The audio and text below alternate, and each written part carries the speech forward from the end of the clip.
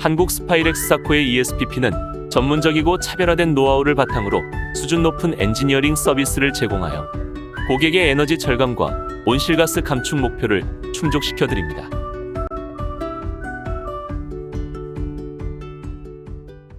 이번 시간에는 ESPP 37가지 제안 중 어플리케이션 11번 에너지 시스템 진단으로 스팀 프로세스 개선을 통한 온실가스 감축에 대해 설명드리겠습니다. 강의 내용은 다음과 같습니다. 온실가스란 무엇이고 온실가스를 왜 감축해야 하는가? 에너지 및 온실가스 감축을 위해 한국 스파이렉스사코가 제안하는 종합 고객 서비스인 ESPP에 대해 소개해 드리겠습니다. 이어서 온실가스 감축의 첫 단추인 에너지 시스템 진단 및 실적, 에너지 절감 중점 관리 포인트에 대해 설명드리겠습니다. 여러분께서는 최근 지구온난화에 대한 뉴스를 자주 보실 겁니다. 남극과 북극의 빙하가 녹고 사막화가 빠르게 진행되며 홍수 등의 자연재해가 증가하는 것이 바로 지구온난화의 영향입니다.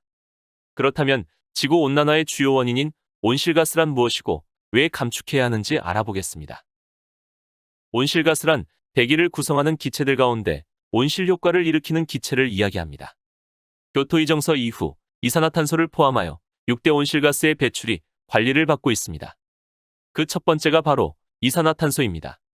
이산화탄소는 온실가스의 80%를 차지하고 있으며 목재 및 화석연료의 연소 과정에서 배출됩니다. 두 번째는 메탄가스로, 메탄가스는 유기물이 부패하는 과정에서 발생되며 온실효과는 이산화탄소의 20배에 이릅니다. 그 외에도 아산화질소, 수소불화산소 등이 있습니다. 이러한 온실가스의 대기 중 농도가 높아질수록 지구에서 방출되는 장파장의 에너지를 대기가 많이 흡수하게 됩니다. 따라서 지구 평균 온도를 15도씨로 유지해야 하지만 점차 높아지는 지구온난화 현상이 발생됩니다. 그럼 온실가스 감축을 위해 우리나라는 어떤 노력을 해야 하는지 말씀드리겠습니다. 2015년 12월 파리협정에 의해 우리나라도 온실가스 감축 의무국이 되었습니다. 주요 내용은 2030년까지 배출 전망치의 37%의 의무 감축이 필요하며 이러한 감축은 유엔의 주도하에 5년 단위로 이행 점검을 받아야 합니다. 또한 2015년 1월부터 국내에서 시행된 온실가스 거래제를 국제사회와 연계하여 운영해야 합니다. 여러분, 2015년 온실가스 거래가 시작되었을 당시 이산화탄소로 환산했을 때 톤 기준 12,000원에 거래되던 것이 2017년 2월에는 톤당 26,500원으로 최고 가격을 갱신하였으며 현재는 톤당 22,000원 정도에 거래되고 있습니다. 이에 국가는 온실가스 감축 목표를 산업별, 업체별로 할당하였으며 여러분 회사 또한 온실가스 감축 목표가 설정되어 있습니다. 그렇다면 실제 배출량에서 할당량의 차가 여러분이 감축해야 할 온실가스 양이 됩니다. 이때 할당량 대비 배출량이 많으면 탄소 시장에서 온실가스를 구매해야 합니다. 여러분 회사가 만약 많은 양의 온실가스를 구매해야 한다면 여러분이 생산하신 제품의 원가 상승으로 인해 가격 경쟁력이 낮아질 것입니다. 아울러 1970년부터 유가 변동 추이를 나타내고 있는 그래프를 보시면 2004년부터 유가가 꾸준히 상승하고 있으며 WTO에서 2004년 발표한 보고서에 따르면 현재 석유 매장량이 앞으로 약 47년 후면 바닥난다고 합니다. 이런 점에서 앞으로 유가는 계속 오를 것이고 온실가스 배출 규제는 더욱 강화될 것입니다.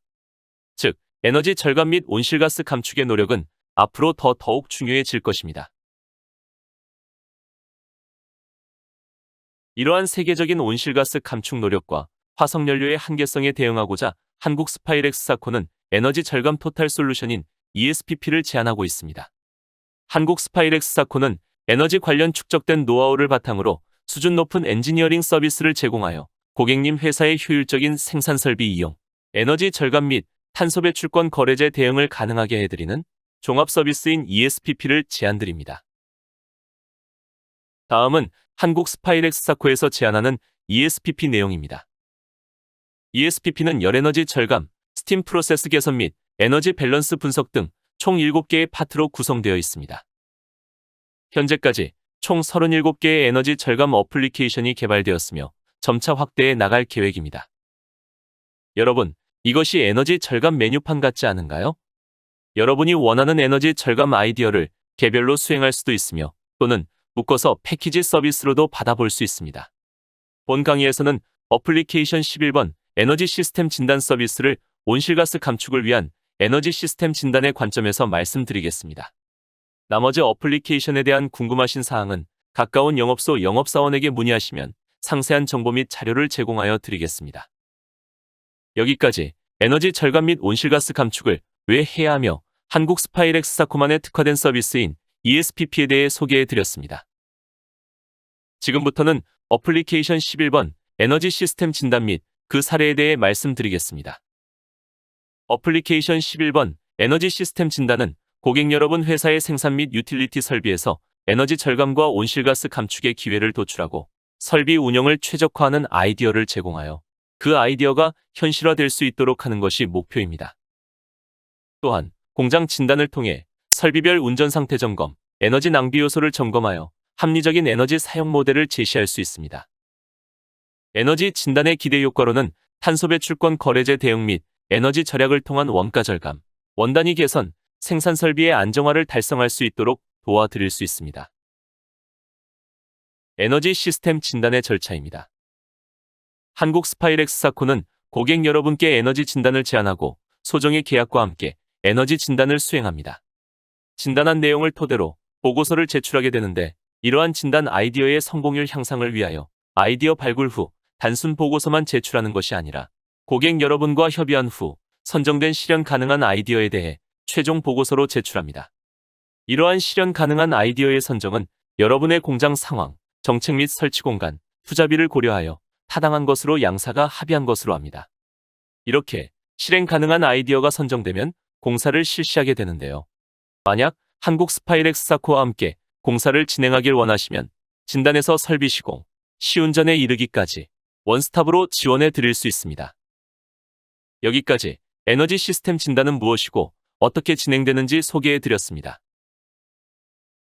그럼 실제 수행한 에너지 진단 사례에 대해 알아보겠습니다. 첫째, 어플리케이션 7번 제품 생산 시스템 개선 사례입니다. 본 사례는 스팀을 사용하는 공정에서 스팀 공급 압력 조절을 통한 에너지 절감 사례입니다. 이 공장의 경우 공장 전체 중압 스팀은 부족하고 저압 스팀은 남아서 대기로 벤트하여 버리고 있었습니다. 당사가 에너지 시스템 진단을 수행하여 T102 컬럼 리보일러에 중압을 저압으로 전환하여 연간 에너지 비용을 2억 원 절감하였습니다. 여러분 공장의 스팀 사용처 중 반드시 중고압을 사용해야 하는 공정이 어디인가요? 공정으로 공급되는 스팀 헤더의 압력이 중요한 것이 아니라 실제 열교환기에 사용되는 스팀의 압력, 즉 열교환기 컨트롤 밸브 전단이 아닌 후단 압력이 중요함을 말씀드립니다. 두 번째는 울산 K화학의 어플리케이션 1번 공정 응축열 회수 시스템을 적용한 사례입니다. 보시는 것과 같이 K화학은 공장 내 저압 스팀 약 2바지, 시간당 16톤을 외부 재련 공장에서 구매하여 사용 중입니다. C타워에서는 시간당 4기가칼로리, B타워에서는 1.76기가칼로리, A타워에서는 1.78기가칼로리로 총 시간당 7.54기가칼로리의 열을 냉각수로 냉각하여 버리고 있었습니다. 이렇게 냉각되어 버려지는 폐열을 회수할 수 없을까? 고민 끝에 어플리케이션 1번 공정 응축열 회수 시스템을 적용할 수 있었습니다. 그림과 같이 버려지고 있던 7.54기가칼로리의 냉각열을 이용하여 절대압 0.5바, 약 80도씨의 진공 스팀 13톤을 생산하였으며 스팀 압축 시스템을 적용하여 획기적으로 에너지를 절감한 사례입니다. 이러한 개선을 통해 연간 36억 원의 스팀 비용을 매년 절감하고 있으며 온실가스는 이산화탄소 환산량 기준 시간당 1.75톤, 연간 약 1억 7천만 원을 절감하였습니다. 여러분 공장을 둘러보면 본 사례와 같이 엄청나게 많은 낮은 온도의 폐열이 버려지는 공정이 틀림없이 있을 것입니다. 방법이 없다고 생각하지 마시고 방법을 만드는 노력이 필요하겠습니다. 세 번째는 어플리케이션 4번 배기가스 열 회수 시스템을 적용한 사례입니다. 소각로에서 배출되는 배기열을 회수하기 위해 3개의 에코노마이저를 이용하여 폐열을 회수하고 있으나 배기가스가 여전히 150도씨의 높은 온도로 굴뚝을 통해 버려지고 있었습니다. 또한 탈기기에서 보일러 급수가 E2003 에코노마이저를 거쳐 4개 공정의 폐열 회수 보일러로 공급하여 시간당 전체 65톤의 스팀을 생산하고 있습니다. 본 시스템을 진단하면서 보일러로 공급되는 급수 온도를 올리면 최대한 많은 양의 스팀을 발생할 수 있을 것으로 진단하고 개선을 추진하게 되었습니다. 굴뚝과 E2003 사이에 이 2004를 설치하고 보일러 급수를 추가 열교환하여 기존 149도씨로 공급되던 급수를 165도씨까지 승원하였습니다.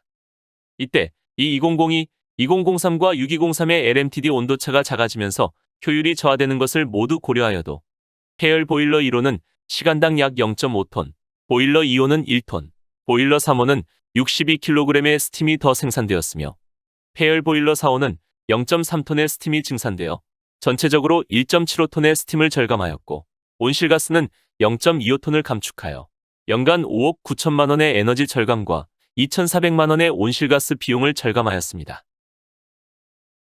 굴뚝으로 배출되는 배기열 회수에 대한 일반적인 방법론을 살펴보면 다음과 같습니다. 일반적으로 500도씨로 배출되고 있다면 무조건 에너지를 회수해야 합니다. 그런데 15바지로 스팀을 생산할 경우와 10바지로 생산하는 경우 폐열 회수량은 큰 차이가 있습니다. 만약 여러분이 공정을 검토하여 중압 공정을 저압 6바지 사용처로 찾아냈다면 에너지 절감량을 극대화할 수 있습니다. 여러분, 생각의 전환이 곧 아이디어입니다. 그러나 숲속에 있으면 나무만 볼 뿐 숲을 보지 못하는 것처럼 에너지 절감 아이디어를 쉽게 찾을 수 있는 것은 아닙니다. 축적된 에너지 절감 노하우를 가진 에너지 전문기업인 한국 스파이렉스사코의 ESPP와 함께한다면 쉽게 여러분이 원하는 에너지 절감, 온실가스 감축을 할 수 있으리라 확신합니다. 네 번째는 어플리케이션 6번 응축수 회수방법 변경으로 스팀을 절감한 사례입니다. 이번 사례 역시 시스템을 보는 관점의 변화가 필요했던 사례입니다. 중압 스팀 응축수가 프레시 베셀에서 저압 스팀을 생산하고 응축수를 대기압 탱크로 보내는 것이 아니라 가압된 탈기기로 바로 보냄으로써 벤트 스팀을 없애고 탈기기 스팀을 절감한 사례입니다.